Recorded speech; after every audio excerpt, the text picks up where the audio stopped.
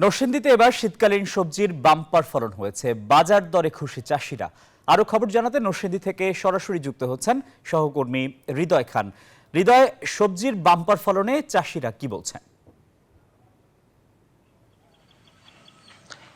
ধন্যবাদ টিপ্পু। আপনি যেমনটি বলছিলেন, আমি এই মুহূর্তে রয়েছি নরসিংদী জেলার শিবপুর উপজেলায়। আপনাকে একটু দেখাতে চাই মাঠগুলো যেমনটি দেখেছি, এখানে কিন্তু শীতকালীন সবজির ব্যাপক আবাদ করা হয়েছে।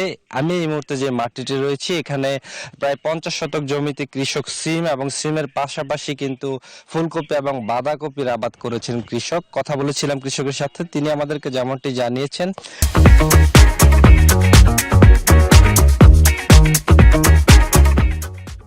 যে কম খরচে লাভ বেশি হয়, দিন দিন তারা কিন্তু আগ্রহী হচ্ছেন এই সবজি আবাদে, এবং একই সাথে দেশের বিভিন্ন জায়গা থেকে পাইকার যারা রয়েছেন তারা কিন্তু এই সরাসরি খেতে এসে এই সকল সবজি সরবরাহ করছেন। একই সাথে দাম বৃদ্ধির কারণে কিন্তু তারা হাত বদলকেই দুষছেন।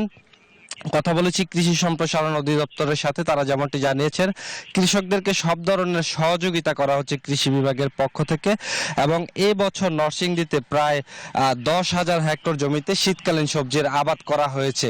এই ছিল নরসিংদী থেকে আমার কাছে সর্বশেষ। ফিরে যাব স্টুডিওতে টিপুর কাছে। টিপু। হৃদয়, আপনাকে ধন্যবাদ।